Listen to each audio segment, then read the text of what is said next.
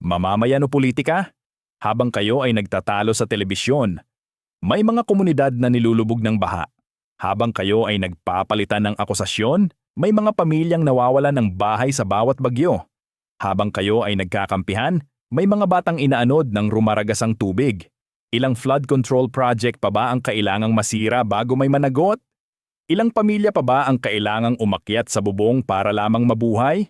Ilang bangkay pa ba ang kailangang anurin ng baha bago seryosohin ang problema?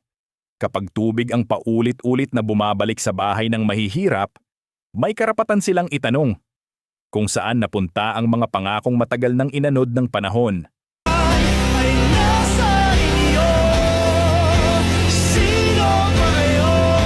Bayan o sariling interes? Ilang OFW pa ba ang kailangang umalis ng bansa? Ilang ama pa ba ang hindi makikita ang unang hakbang ng kanilang anak? Ilang ina pa ba ang kailangang mag-alaga ng pamilya ng iba habang ang sarili nilang pamilya ay naghihintay sa kanilang pag-uwi? Ang tunay na sukatan ng pag-unlad ay hindi kung ilang Pilipino ang nakapagtrabaho sa ibang bansa, kundi kung ilan ang hindi na kailangang umalis para mabuhay.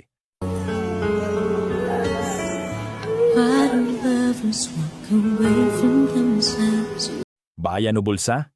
Habang may mga pondong nawawala, may mga pasyenteng namamatay dahil walang pambayad sa gamot. May mga magulang na lumuluhod sa ospital para lamang mabigyan ng pagkakataong mabuhay ang kanilang anak. May mga senior citizen na pinipiling tiisin ang sakit dahil hindi nila kayang bumili ng gamot.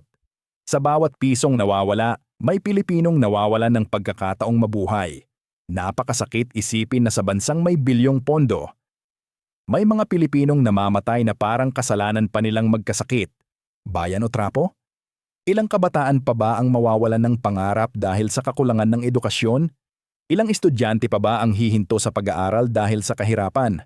Ilang diploma pa ba ang mauuwi sa pagkadismaya dahil walang mahanap na trabaho?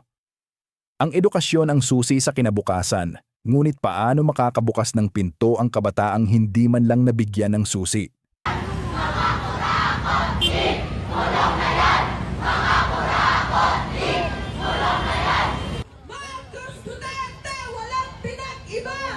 Bayan o kaban ng bayan?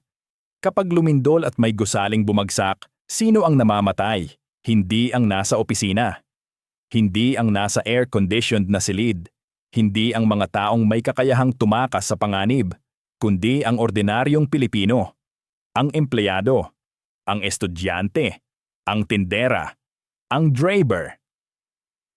Ang mga taong nagtitiwala na ang proyektong itinayo gamit ang pera ng bayan ay ginawa para protektahan sila. At kung may kamay na nagtipid sa kalidad o nagwaldas ng pondo, tandaan ninyo, bakal at semento lang ang bumagsak sa balita, pero buhay ng Pilipino ang tunay na nalibing sa ilalim ng mga guho. Lord! Lord! Lord! Dapat Lord! Bayan o kapangyarihan? Habang kayo ay natutulog sa komportableng kama, may mga Pilipinong natutulog na walang laman ang tiyan. Habang kayo ay ligtas sa loob ng malalaking bahay, may mga pamilyang nanginginig sa gutom at pangamba. Habang kayo ay abala sa politika, may mga magulang na hindi alam kung paano mapapakain ang kanilang mga anak kinabukasan. Ang pinakamalungkot na uri ng pamumuno ay iyong busog sa kapangyarihan, ngunit manhid sa gutom ng mamamayan.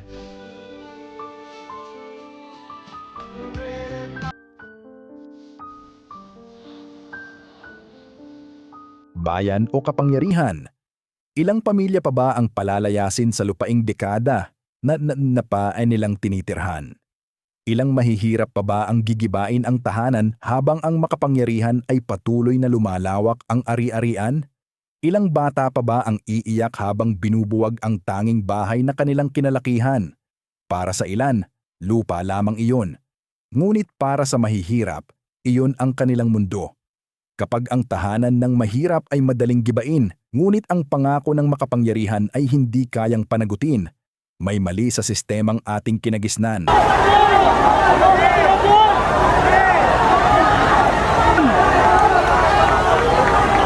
Bayan o ambisyon?